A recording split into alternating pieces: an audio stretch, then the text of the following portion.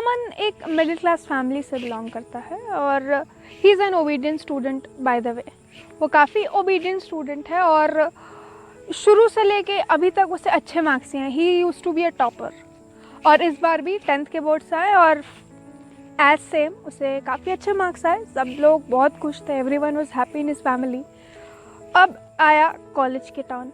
अब कॉलेज में जब अमन गया, सिनारियो थोड़ा बदलने लगा, चीज़ें बदलने लगी, उसके बिहेवियर में चेंजेस दिखने लगा, उसके फ्रेंड्स ग्रुप में चेंजेस दिखने लगा, उसकी आदतों में डिफरेंस दिखने लगा। अब अमन नॉर्मली क्लासेस थोड़ा बंक करने लगा था, मूवीज़ जाने लगा था, कभी कभार तो क्लास बंक करके मूवीज़ जाने के लिए पैसे कम पड़ जाते तो चोरी भी करने लगा था घर पे। इन सब चीज़ों के बारे में उसके मम्मी पापा को पता चला। पहले तो उन्होंने ऑब्वियसली दुख हुआ, बाद में उन्होंने सोचा कि भाई पता लगाया जाए कि ऐसा क्यों हो रहा है। पता लगाने पे पता चला कि अमन का कुछ फ्रेंड सर्कल है जो अच्छा नहीं है, काफ़ी बुरी संगति का असर पड़ गया अमन पर। इस बात पर उसके मम्मी पापा ने उसे काफ़ी समझाया, बताया कि भाई उन सब चीज़ों को से दूर रहो, उन लोगों से दूर रहो, उन लड़कों से दूर रहो। बट इस पर अमन का एक ही जवाब आता था, एक ही आंसर आता था, एंड दैट वाज कि मुझे पता है कि अच्छे में और बुरे में क्या फ़र्क है। I know what is the difference between good and bad. और भले मैं इन लोगों के साथ घूमता फिरता हूँ लेकिन मेरे ऊपर इनका कोई असर नहीं होने वाला। ऐसा सब बोल के अमन माता पिता के बातों को अनसुना कर देता, टाल देता। काफ़ी दिन ऐसा चलता रहा। एग्ज़ाम्स का टाइम आ गया। अब एग्ज़ाम्स में 10-15 दिन बचे थे। जैसे तैसे थोड़ी बहुत मेहनत करके अमन ने एग्ज़ाम दे दिया, बट जो उसने मेहनत की थी that was not sufficient. Finally as result उसे एक सब्जेक्ट में फेल हो गया, एक सब्जेक्ट में उसके क्रॉस लग गई। अब ये बात जब अमन को पता चली तो ये बहुत बड़ी बात थी। He was shocked. उसे बहुत ज़्यादा दुख और अपसेट हो गया ये बात सुन के कि वो फेल हो चुका है। उसे ये चीज़ डाइजेस्ट ही नहीं हो रही थी कि आज तक वो टॉप करता आ रहा है और अचानक वो एक सब्जेक्ट में फ़ेल हो गया। उसके माता पिता ने पहले तो उसे डांटा कि वो फेल हो चुका है, देखा मैंने हम बोला करते थे बुरी संगति का असर, ऐसे सब बोला।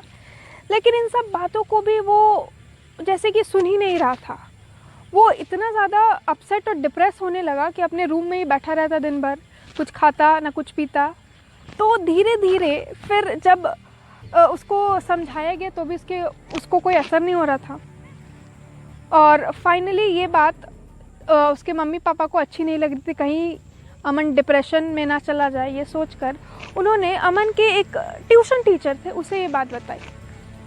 जब उस ट्यूशन टीचर को अमन की ऐसी हालत के बारे में और रिज़ल्ट के बारे में पता चला, वो ट्यूशन टीचर तो ऑब्वियसली उसे भी समझ नहीं आ रही थी कि अमन ऐसा कैसे फ़ेल हो गया, ऐसे कैसे फ़ेल हो गया, क्योंकि according to him Aman was one of his best student but fail हो गया। बट इस पर उसके जो टीचर ने फाइनली डिसाइड किया कि नहीं, मैं अमन को इस चीज़ से बाहर निकालूंगा। और ऐसा इसी प्लानिंग में ही उन्होंने अमन को बोला अपने घर आने को। उन्होंने बेसिकली अमन को अपने घर बुलाया। अब जब उसे घर बुलाया तो अमन का वैसा ही बिहेवियर था। वो काफ़ी गुमसुम चुपचाप शांत था। काफ़ी दोनों एक आजू बाजू बैठे हुए थे, बस उसका जो मास्टर थे और अमन दोनों आजू बाजू बैठे थे। लेकिन 15-20 मिनट्स हो गया, किसी ने कुछ बोले नहीं, किसी ने कोई बात ही नहीं की एक दूसरे से। अब ये चीज़ देखकर उसके मास्टर उठे और उन्होंने, बगल में एक अंगीठी जल रही थी, काफ़ी अच्छा लहक रहा था वो अंगीठी, काफ़ी चिंगारियाँ निकल रही थी। उस अंगीठी में से एक कोयले का टुकड़ा उठाते हैं और उस टुकड़े को उठाकर साइड कर देते हैं। ये चीज़ अमन देखता है, थोड़ा सा उत्सुक होता है और बोलता है कि वो कोयले के टुकड़े को बाहर क्यों रख दिया, वो तो ठंडा पड़ गया और ठंडा होते होते धीरे धीरे वो उसकी गर्मी भी ख़त्म हो गई और वो जलना बंद कर दिया है, तो बेकार हो गया कोयले का टुकड़ा। तो अमन के मास्टर ने बोला ओके ठीक है, अगर तुम कहते हो तो मैं फिर से इसे उसी अंगीठी में डाल देता हूँ। उन्होंने उठाया और उस कोयले के टुकड़े को अंगीठी में डाल दिया।